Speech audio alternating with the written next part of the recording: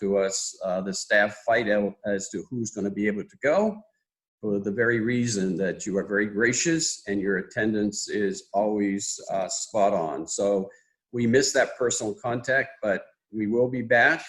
We have some very important businesses there. We want to meet with them. We will respect the social distancing, but certainly it's an important part of our state and our economy. And we want to be sure that we get to see you all and talk with each of you if we possibly can. Well, it is an opportunity for us to take a look at our short session of the 129th legislature. And while, as they say, the more things change, the more they stay the same, it's true that our means of doing it is not what it was. And as I said, it's not as preferable, but it is nevertheless a means to do it. But what hasn't changed is the fact that we can and do work very closely with our local and regional chambers. We always have taken great pride in our ability to do that and accomplish things that we couldn't if we tried to do it by ourselves.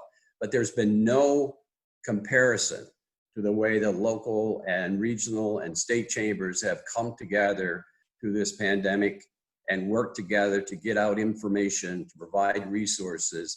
Lanice, I hand it off to you because with yourself, as many local and regional chambers have had to furlough their employees, you've done an incredible job. We're very proud and we're very pleased with the relationship that we have. That has not changed. Thank you, Dana. What also hasn't changed are the fact that we have some very true tried sponsors that I want to acknowledge at this time and thank them sincerely for the ability to do this, because it's important that we have this opportunity. They are Casella, Central Maine Power, Delta Dental, the Department of Economic and Community Development, Versant Power, and VHP. Our premier sponsor, those are our series sponsors. Our premier sponsor is McCain. Our presenting sponsor is the Northeastland Hotel. Our official sponsors are Rustic Partnership, Maine Mutual Group Insurance, Northern Maine Development Commission, Northeast Packaging Company, and S.W. Collins. Again, I thank you so much for presenting us and providing us with this opportunity. I also, what hasn't changed is what I refer to as my very competent advocacy team. And I want to introduce them to you. Peter Gore, who is Vice President and also manages the human resource side of issues. Ben Gilman, who does the energy, utilities, and environment. Megan Diver, who handles education and workforce. And Linda Caprera, that has taxation and appropriations. They are the team. And I want to begin the session, but before I do it, as you've all become accustomed to the means of Zoom these days, that we sometimes have a tendency, if we're not careful, to talk over one another. So we put you all on mute. And please note that in the corner, there is that icon, chat. It's called chat, that allows you to type in a question. At the end of the presentations, we'll have an opportunity for some questions. But if we don't get to all of them, we'll be sure to follow up and provide them through Lanice to each and every one of you. So with that, at the end of the session, we always prepare a document. It's called the final summary, that looks back on the session and gives a glimpse into the various issues that were dealt with, either passed or failed, and so forth. And each of the advocacy team put their areas into that document. And Peter kind of summarizes it all. And this year, he characterized it entitled by calling it a session like no other. And indeed it was. It reminds us of that Sesame Street, those words that said, one of these things is not like the other. Well, this session was not like the other. As a matter of fact, it was set up true to the tradition, in that it's a short session, short in terms of length of time. It's April 15th, not June 15th. The number of bills are half of what we normally have. In this case, it was 700. Approximately 400 were bills carried over from the past session. Another 3 were led in by the Leadership Legislative Council.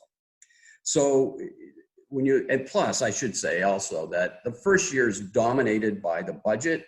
And while there may be a supplemental budget in the second year, the short session, it's usually not as controversial or as heavy and issues to deal with. Well, that's the way it normally is. But when we looked at this session, we acknowledged that there were some good things, like there were some bond issues that were put forward, like 2 that you're going to vote on in July, one that deals with broadband, one that deals with transportation, and then there was another one, R&D, that was not put forward.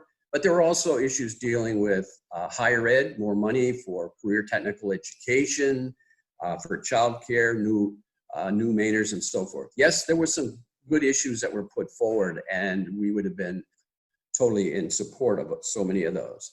But there were what we would consider unusual number of bills put forward that we would call challenges, barriers to growing our economy.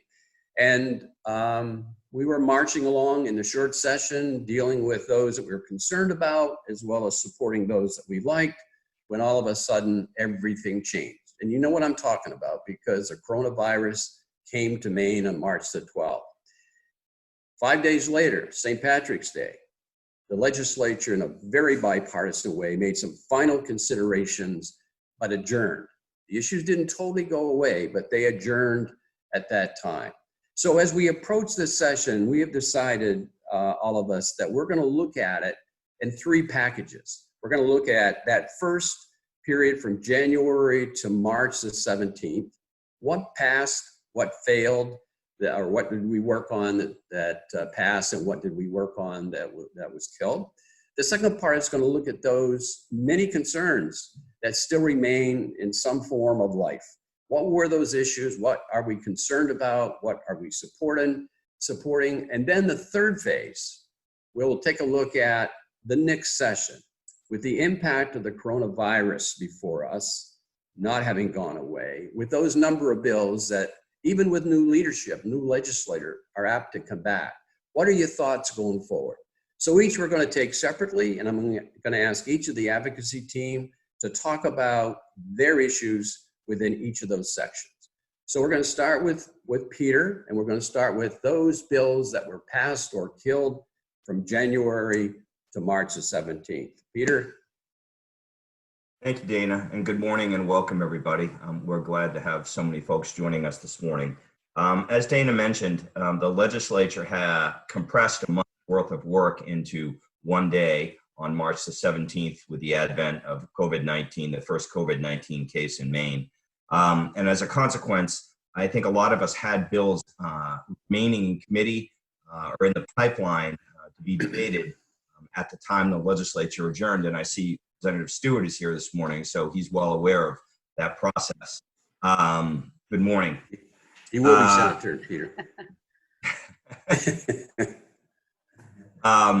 So I had a number of bills that were left, and we'll get to those that ended up being carried over because, as Representative Stewart also knows, no bill or nothing ever truly dies in the legislature unless the legislature wants it to. And so we'll talk about those. But the main issue that passed the last day of session that I was following was the governor's signature bill on healthcare, LD 2007. It was a bill that had been considered and put forth in an effort to assist small businesses with affordability and access to health insurance for their employees. The governor put forth a multi-pronged approach to addressing the problem. But the 2 major elements of the bill, which did pass, were changes to the small group market and a shift from a federally based healthcare exchange, the exchange established under the ACA, to a state-based health exchange. This is something that had been discussed when the ACA first passed in Maine in 2010 in Maine. The governor at the time decided not to pursue a state-based exchange, but to have the feds do it. The governor, Governor Mills and her staff believe we have better control over our exchange. We know how to access our businesses through the exchange better, and we can do it more affordably if we do our own exchange. So that's not an automatic process. That's a process that will transition. The other key element, as I mentioned, was assistance to the small business community. To do that, the governor and the bill authorized the merging of the individual and small group market. The primary reason for this was back in 2010 and 11, the legislature passed a bill which established a reinsurance mechanism in the individual market in an effort to make individual health insurance more affordable. That turned out to be a very successful model, one that actually carried over into the ACA. And the decision was to try and extend that reinsurance mechanism to the small group market.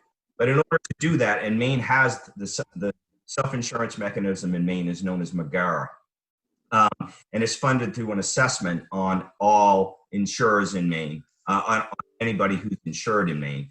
But that under this bill, that assessment won't be extended. Instead, the idea is to get additional federal monies to extend that reinsurance into the small group market. It's a novel approach. It's unclear whether it will be successful. And as such, as we heard in our healthcare forum yesterday, the superintendent of insurance indicated there are certain triggers and guidelines that have to be met for the bill and the law to continue to advance forward. So there's obviously a lot of watching on our part and others as to how this whole bill progresses and how the idea of merging the two markets, how successful that will be. That was the primary bill that I was following. I'm going to turn it over to Megan now so she can talk a little bit about workforce issues. Thanks, Peter. A lot like Peter, most of the bills that I was following that have to do with workforce development and education were carried over. But the one bill that I will mention that was passed into law was LD 1645. This law would now creates affordable workforce and senior housing, and it was passed into law. The law doubles the current rate of the new affordable housing production by creating the Maine Affordable Housing Tax Credit Program. The credit is refundable and is available to individuals and corporations who invest in affordable housing. Ben, did you have any bills that were passed into law or killed? Sorry.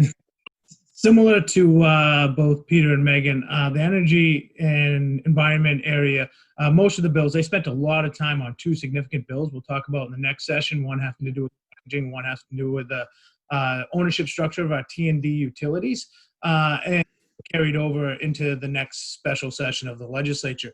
The one issue they did deal with and was in the final bill passed on March 17th, there were numerous bills dealing with broadband and access to broadband, specifically in rural areas. There were about a half a dozen bills. And in the final package passed unanimously by the legislature, they did deal with this issue. They passed a broadband package of $15 million that's going to be on the ballot. Remember, we've moved our election. It's going to be July 14th now. So that piece of legislation would authorize $15 million to the Connect Me Authority, looking specifically at rural areas. And as we all do these meetings now, we can see the need for broadband statewide across all parts of Maine. So we saw that as a positive step in our Making Maine Work document. It was one of the top priorities for the business community in Maine was to have access to broadband to rural parts of our state. So Linda, tax? Two bills that were killed. One we supported, one we did not. The corporate income tax bill, LD 903, would have increased the corporate income tax rate for those making over $3.5 million from 8.93 to 9%, making us one of the top 12 in the nation. It's crazy. Those making 2 to 3 million, it would have increased it from 8.33 to 8.5. Those making from from 3 to 3.5 million, it would have increased it to 8.75. So thankfully that bill got killed. The other one that we supported, which did not pass, was the LD 1898, would have required Maine Revenue Services to value energy projects located in both the unorganized territories and the organized territories. We long supported that for large industrial property. Maine Revenue has the expertise, and we feel that they should be valuing the property as opposed to municipalities. So that bill unfortunately died. So those were the two bills that were dealt with in the first part of the session. We had a lot of tax issues that were dealt in the second part of the session, which I'll talk about in a minute. But Dana or Peter? Nope. Let's circle back now and let's take a look at those issues that were teed up but not dealt with. So we're going to use the same process. So Peter, you want to speak to that? Certainly. I mean, I think a lot of us had bills in our committees of jurisdiction that we were following closely, and As is the case, some of the more difficult bills are saved to the very end of the session, and that was certainly the case in the Labor and Housing Committee, where they had at least 5 bills that were very problematic for the business community, and the chamber had opposed, poised to be either sent to the full body for debate or at least voted on committee. Probably the most important was the LD 402. That was the bill that would change the salary threshold that divides hourly and salaried employees for the purposes of overtime. The bill would have set the threshold in Maine at more than $55,000 by 2024, giving us one of the highest salary thresholds in the nation. We had opposed that. The committee had voted on the bill and they divided, not surprisingly, but it was bipartisan opposition with the senator from Kennebec opposing the bill along with the Republicans. That was as far as the bill got. The other bill that we followed closely was 1410. That was the speaker's bill that would have established paid family medical leave in Maine, paid for by a payroll tax on all earners in Maine. The bill was actually carried over from the first session in 2019. And in the closing days, the committee made the decision to amend the bill into a study that included an actuarial study to determine the feasibility, cost, uptake, etc., of establishing such a program in Maine. The committee had voted and divided on the bill that had not been sent to the full body. One bill that was on its way to the both House and Senate was 1529, which would have barred the use of non-disclosure agreements in settlements around workplace discrimination unless the victim of the discrimination authorized such. The legislature worked, again, carryover from 2009. The legislature and the committee had worked with stakeholders on the bill, but in the end, they could not come to an agreement. The committee divided along party lines with Democrats supporting and Republicans opposing, but the governor and the attorney general's office also opposed the bill. So what was going to happen to that bill headed onto the full body wasn't clear. It had actually reached the governor's desk in 2019, and she had it recalled and sent back to the committee, if that gives you any idea at all. 1693 is a bill that would have authorized private practice attorneys to take workplace wage and hour violations and discrimination to court on behalf of the state. We opposed this strongly, as did the Attorney General's office, not surprisingly. The bill was not voted on. And lastly, 1639 was a bill the construction industry had followed very closely and had opposed, as had we. It would have made construction projects much more expensive, and it would have endangered the idea of an open shop in Maine by requiring certain collective bargaining options if you wanted to contract for state projects. So all those bills ended up being carried over under a joint order, and if the legislature comes back, they could be back on the table for discussion in this year. Megan? Thanks, Peter. LD 647 first had its public hearing in the first regular session. This bill would attract, educate, and retain new state residents to the state, specifically the state's immigrant populations. The bill would add more resources to help immigrants learn English with an emphasis on English ESL classes tailored to specific workplace needs and industries. When the legislature adjourned in the first session, this bill was carried over on the appropriations table, and it still remains there. There are two early childhood education workforce bills, LD 1584 and LD 1760. Both of these would support workforce programs to recruit and retain early childhood educators. The R&D bond bill that we supported, LD 602, was also carried over. And the last two bills that I'll talk about are CTE Center bills, LD 1947 and LD 2022. One would fund capital improvements to CTE centers, and the other would fund equipment for CTE centers. Ben, which bills would you have? So there were a couple of big bills that were carried over both from the Environment Committee and the Energy Committee that I want to talk about, because whether the legislature comes back this year or it's next year, these bills are going to come back and we're going to deal with them. The Environment and Natural Resources Committee spent most of their time on one bill called LD 2104. It's dubbed the Extended Producer Responsibility or the packaging legislation. This was a significant piece of legislation. It was 20 pages long as it was proposed. And the bill contemplated setting up a new structure outside of state government, outside of the Department of Environmental Protection, that would assess a fee on everything you purchased in the state of Maine at the manufacturer level. So anything with packaging, think when you go to the grocery store, everything you purchase would have some sort of fee assessed to it, whether it be a penny, a nickel, or a dime. So everything purchased in the state of Maine, it would go into this new structure focused on recycling in the state of Maine. This was a proposal that was first in the nation. No one in the U.S. had done it before. We had a lot of concerns. We have a lot of manufacturers in the state of Maine that make packaging that would have impacted every retailer in the state of Maine, especially those retailers that on the border with our friends in New Hampshire. So there were a lot of concerns with this piece of legislation, the way it came to the legislature, and also as the committee kind of got into the details. They did have presentations from the government of Quebec, how they're doing it, some models. But at the end of the day, as it went through several iterations and amendments before the committee, I don't think they could get around the one fact that setting up this structure for Maine alone, in which we're going to assess a fee on everything you purchase through packaging. And we have some very large, whether it be paper manufacturers, bag manufacturers. We have a lot of packaging manufacturers here in the state of Maine, that it was going to be problematic for us and make our businesses here in Maine at an uncompetitive advantage to their competitors in other states across the United States. So that bill is carried over. We're going to be dealing with it once again when they do come back. But remember, LD 2104 packaging, when you go to the grocery store, if you buy 100 items, you're talking significant amounts of money to be paid on behalf of the people of the state of Maine. One other bill the Environment Committee carried over to make you aware of, LD 2112, has to do with hydrofluorocarbons and the phasing out of those.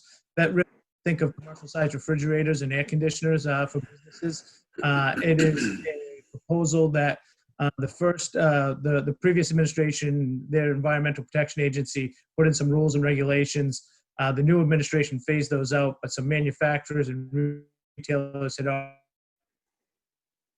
bill to adopt it. I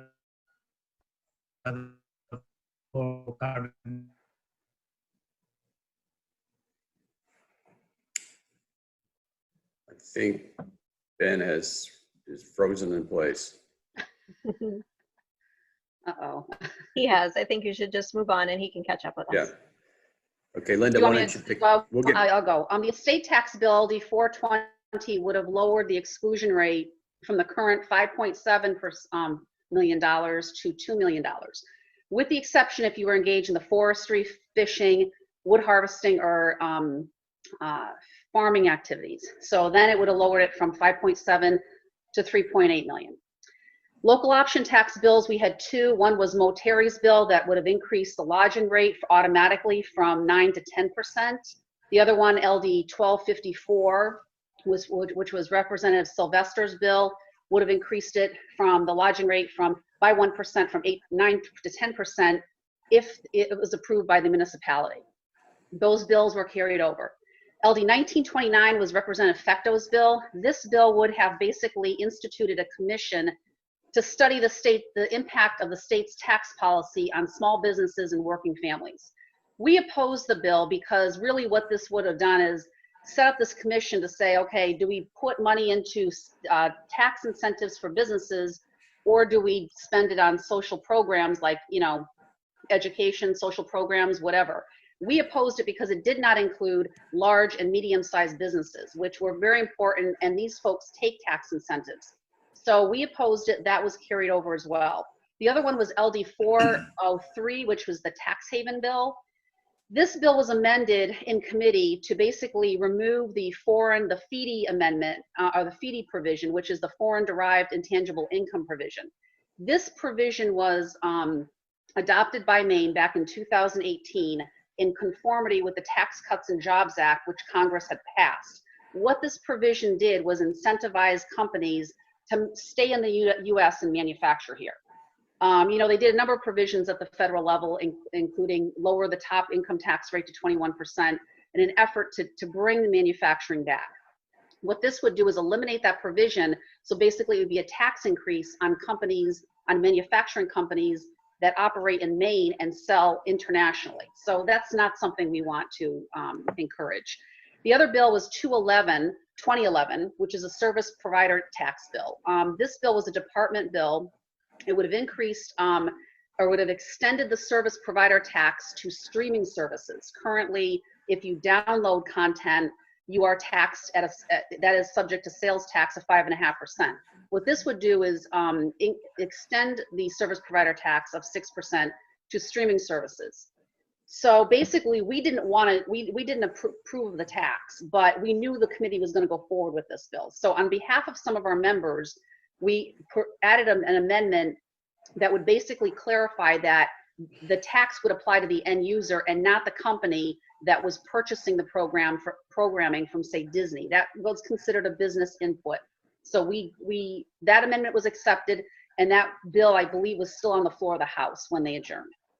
The other bill, the last bill, was LD 977. That would have instituted and basically brought back the super credit for R&D that they eliminated back about 4 years ago in the wee budget hours. Everything related to this bill happens in the wee budget hours. So basically, that bill was carried over from the previous session. What happened to that bill, though, in the wee budget hour, in the wee hours of the legislature, they added an amendment. The committee just approved that they approved the R&D, the super credit for R&D to reinstitute it, but they only said, well, let's just make it so that OPEGA reviews the credit.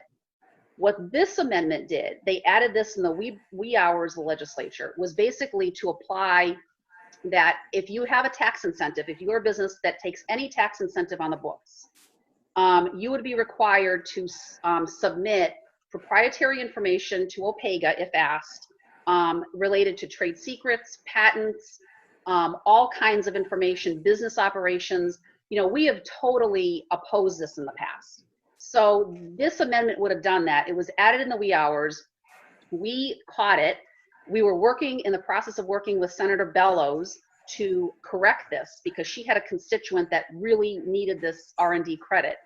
And so we were in the process when this legislature adjourned of working with her, and we were in contact with appropriations to get, because this bill ended up on the special appropriations table. So we were in the process of getting an amendment to take all of that out and just have it be reviewed by OPEGA. So that did not happen. That's still on the table. So that's it for taxation. We had kind of the whole gamut of issues this year. Ben? We lost Ben momentarily, but I think he's back now with some important things to talk about.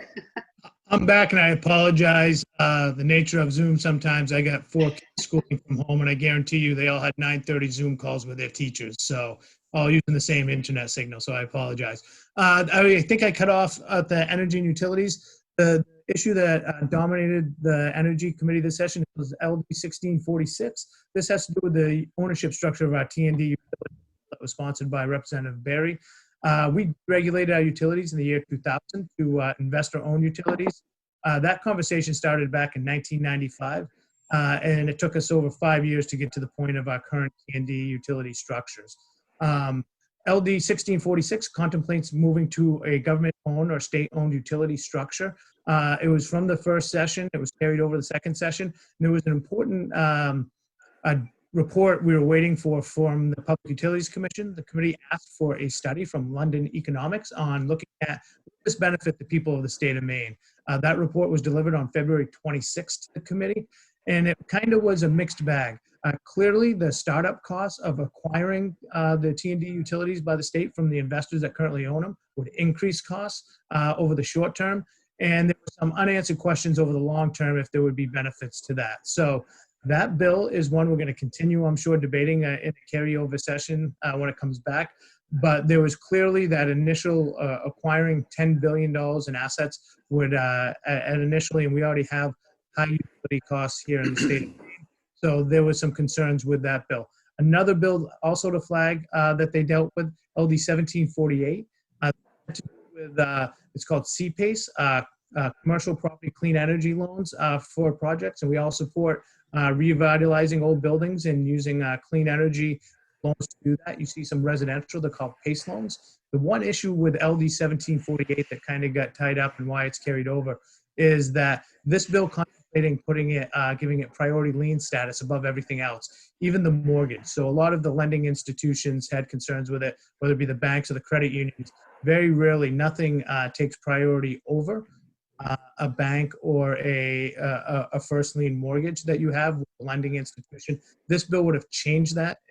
We all support clean energy and revitalizing these businesses, and whether it be solar or other means in terms of upgrading the clean energy and attaching them to the loan mechanism of that project. But having the lien status change, I think, had some concerns with some folks. It's a good concept, good idea. Some other states are doing it. So I think we'll continue to look at that bill, LD 1748, when they do come back either this year or next year. Peter? Well, let's go back. We've got out of order here a little bit. We want to look next time at the next section as to what is the anticipation of the next session, knowing that the state faces some incredible financial challenges in this next, the second year of the biennium, but also all of these issues that you just heard presented may appear in a special session or next session, but certainly you will see them arise again. So I want to ask each of the advocacy team a question that I hadn't prepared you for or hadn't asked you to think about, but nevertheless, I appreciate the spontaneity of your response. That is, you've all mentioned at one time or another the possibilities of a special session, whether it's a deal financially or whether financially plus some of these issues. So my question to each of you is, what is your opinion on the likelihood? Let's look into each of your crystal balls and tell us what you think. Peter. Okay. I think that unless the financial situation becomes truly dire and the legislature feels like they can't address the next biennium without a special session, then I don't think they're likely to come in. That's my opinion. I think that it's a campaign year. It's difficult to campaign as it is because of COVID-19 and social distancing, and candidates are going to have to figure out think outside the box to do that.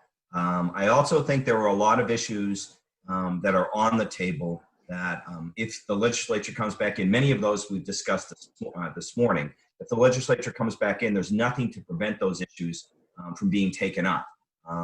And so I'm not sure people really want to deal with those issues right now because of the politics associated with them. So I think that unless things financially become truly problematic, then the answer is no, I don't think they'll come back.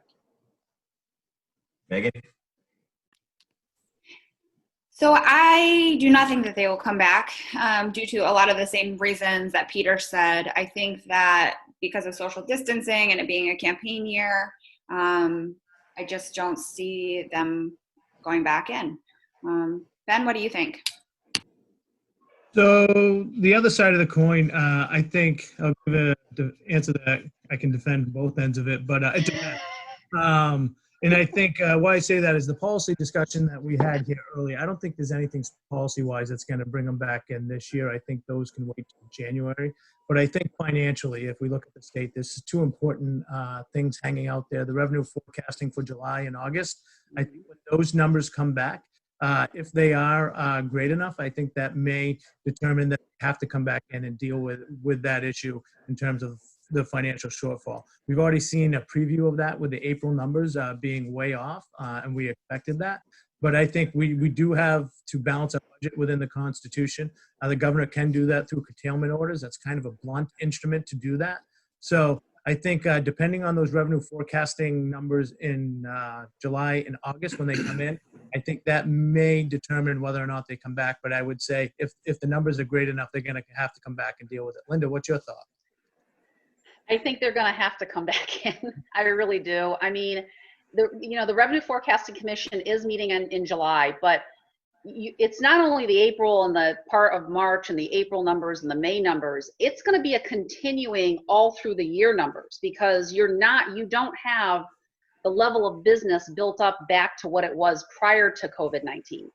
So it's going to be, you're going to have revenues down the rest of the year, which is going to really have a huge impact. I can't see how they can't come back in to deal with that. They would have to deal with it as an emergency, bill in early January if they didn't. And I just don't see that. I think they're going to have to deal with that because the revenues are going to be so far off. And that's just my gut feeling. I really think they're going to have to come back in. And if they do come back in, I don't believe that they're going to take up anything other than the budget. So that's my take on it. Well, I appreciate each of you giving our listening audience, viewing audience, whatever, your opinion. I think it does a couple of things. I mean, it shows that there is uncertainty and the reason why, but it also, from my point of view, selfishly points out something that I believe is very important. And that is, I have at the State Chamber four very competent members of our advocacy team, each with their respective areas. But there are those issues that unite all of us. And what you have just seen play out is a practice. We don't all agree, but when we leave the building to represent the business community, we speak as one. So I find that to be a strength, and I appreciate the spontaneity of dealing with that question, as unfair as you may have thought it was. I appreciate it. Now let's look at the last section that we had set up, which is to understand that these issues that we've just talked about that are incomplete, so to speak, are very likely, because of their standing and their importance to some, to reoccur in the next session. That what also has to be considered is you're going to have a new legislature with new leadership in many instances, and the dynamic of all of that may change things. But at the same time, you have a pandemic that is overwhelming, both in terms of its impact on each of us, on businesses, on the individual, but also on the financial standing of us as business individuals, but also as a state. The numbers are staggering, and as Ben pointed out, the final numbers will be forthcoming in July and August, but we know they're not going to be easy to manage. So will the coronavirus and its impact dominate everything in the first 6 months of the first session? Peter, give us your best guess. Yes. I mean, I think COVID-19 is going to leave a lasting impression on the legislative process. Not only primarily because of the budget. I mean, let's face it, the impact on the state budget is going to be significant. And how the legislature deals with that will be one of their greatest challenges. The legislature hasn't had to address cutting $1 billion, potentially $1 billion from the budget since the 1990s. And I was part of state government at that time, and I can attest to just how difficult that process really is. And I don't really see, realistically, that raising revenues, even though there'll be plenty of proposals out there to do so, is a viable option. Given the economic, catastrophe that so many businesses have sustained in the past, 10, 12 weeks and going forward. And in terms of individual policy issues, I mean, I think all of us believe that all the issues that are currently on the table that we just finished talking about are likely to come back next year in one form or the other. Whether there's a divided legislature or you have a legislature that's still single party control, I think all these issues, if they're not finally acted on, and I don't think they will, are all likely to come back. And then there'll be others. I think Chris Condon is on here today. He participated in a workers' comp webinar that we did. I think there will be workers' comp issues surrounding this, particularly rebuttable presumptions for healthcare workers or perhaps any worker out there that is currently potentially exposed in the workplace. So I think that, and certainly first responders and through the municipalities you're going to see rebuttable presumptions. But there are also issues with liability. Some states are trying to issue or pass liability legislation to both limit liability on behalf of small businesses that are restarting that are restarting under the state guidelines, but also to expand liability, to make more employers liable in the event that someone is sickened as a result of returning to work. So it's both sides of the same coin.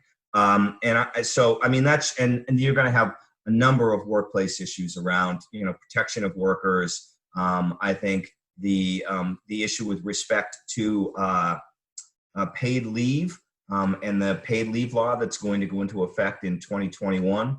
I think that will certainly be on the table and changes to that as a result of this. So there'll be a lot of impact, and also healthcare legislation. There'll be a lot of potential impact associated with the pandemic on the legislative process. We'll certainly be very busy. We'll have our hands full. Megan? I agree. I think that everything that's happened and what is going to come will have a lasting effect on the next legislature. I think a lot of the workforce development and education issues end up on the appropriations table, and I think all of that will need to be looked at really carefully, and I think it'll depend on the needs of the state at that point. I think a lot of it will depend if kids go back to school in the fall. So I agree with Peter. I think that the first session of the next legislature will be recovering and figuring out a plan for post-COVID. And I think that a lot of it will depend on, who is in control of the House and the Senate. Ben? Similar. I think when we come back in January for the new legislative session, we're going to be dealing with the issues that we just talked about earlier, but I think it's going to open the door for some others. One, make you aware of, and I think you'll hear more about, is something called the Transportation Climate Initiative.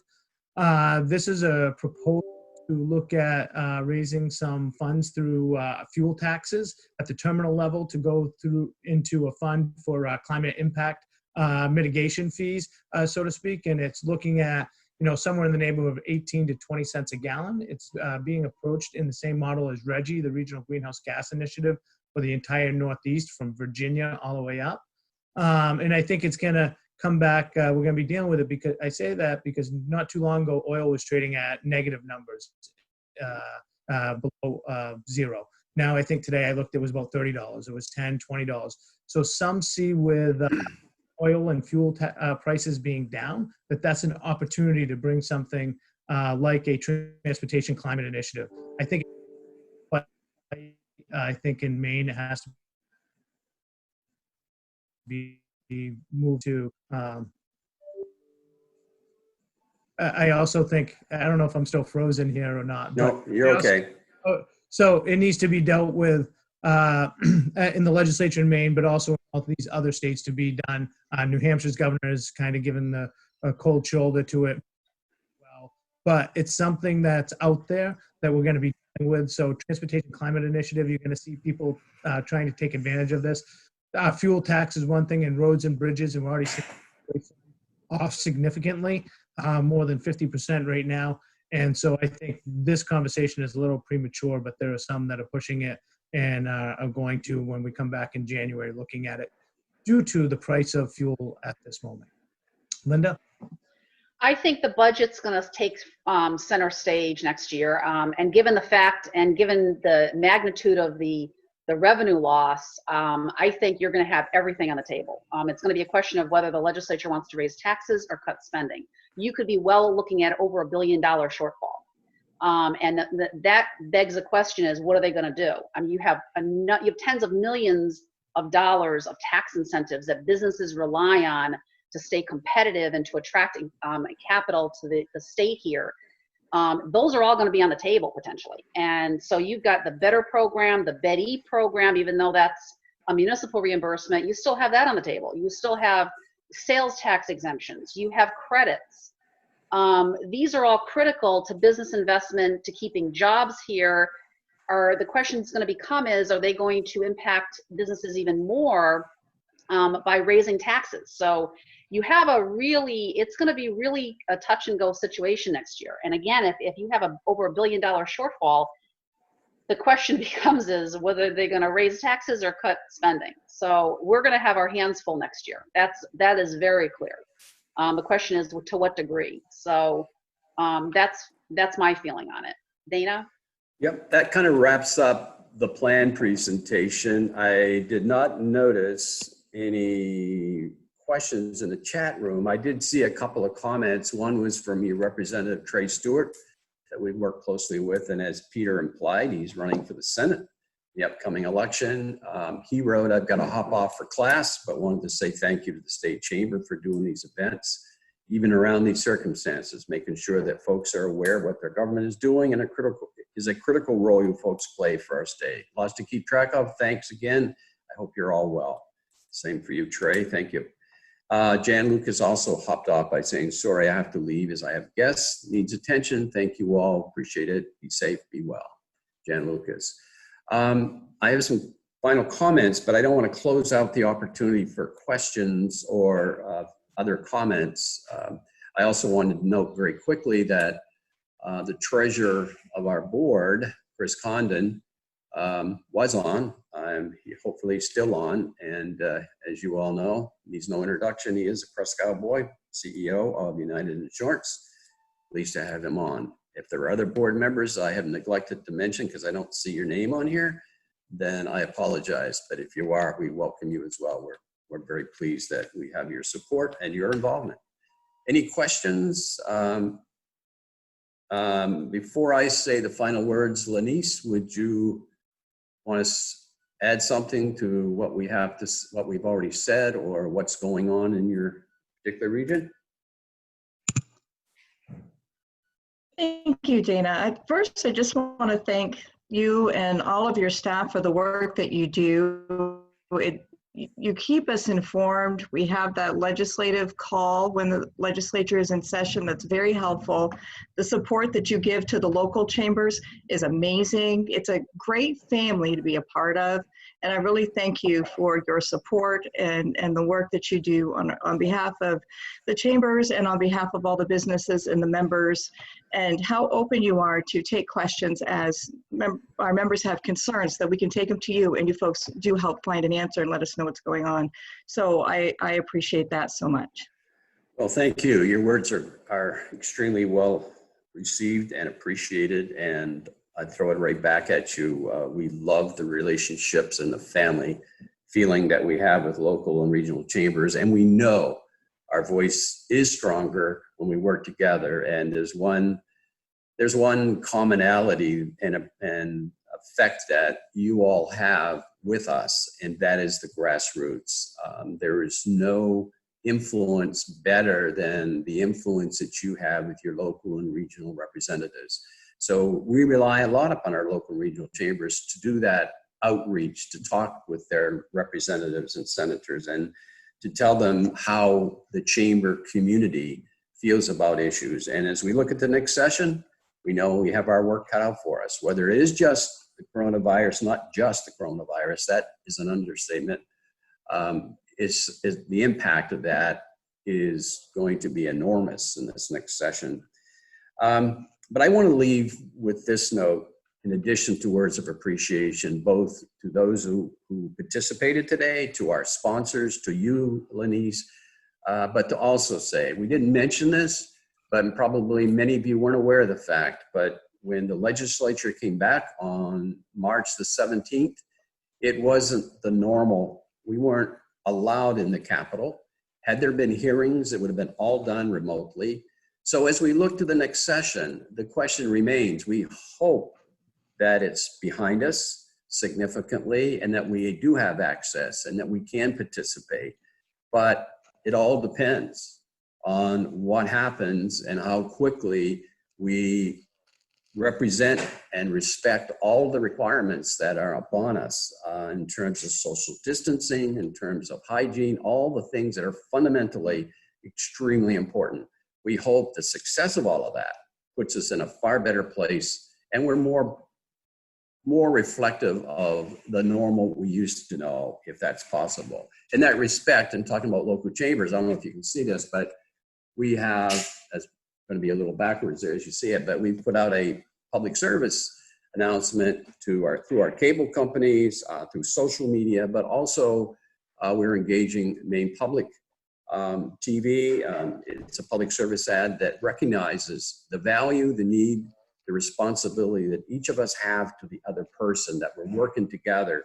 It's a PSA that involves local chambers and other businesses, and the key words are, "This is me," representing both the individual but also the state. This is me counting on you. And chambers have been very instrumental in this and working with us, and we have all kinds of material that can be handed out. It's an important message, important for all of us. I also see that we also have in the chat room Paul, who says that Ben is correct. TCI comes with a huge financial impact, especially on rural Mainers. As the Climate Council's committees wind down and submit their costly recommendations, what appetite do you feel the legislature and the governor will have to fund these? Ben, you want to take a stab at it? Sure. I think the appetite is the key to your question, Paul.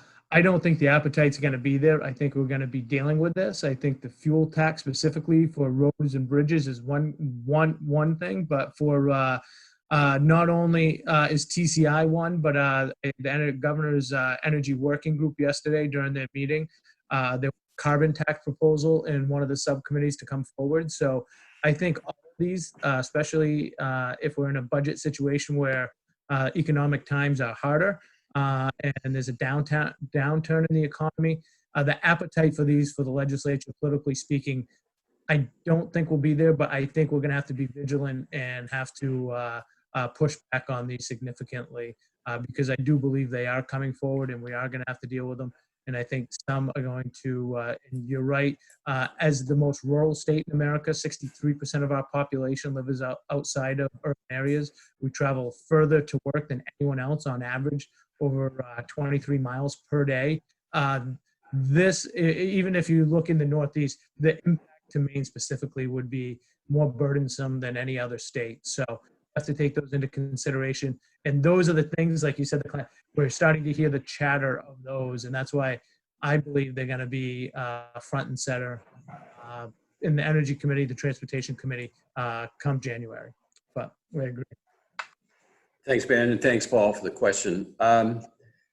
Wanting to be true to your commitment to us of sharing your time of 1 hour, let me simply say this as we close out. Words of appreciation are understating the value that we place on the opportunity you provide us. The way we do things going forward, as we've seen in this period of time with the pandemic as part of our life and our livelihood, the way we do things may very well be different, and we anticipate they will.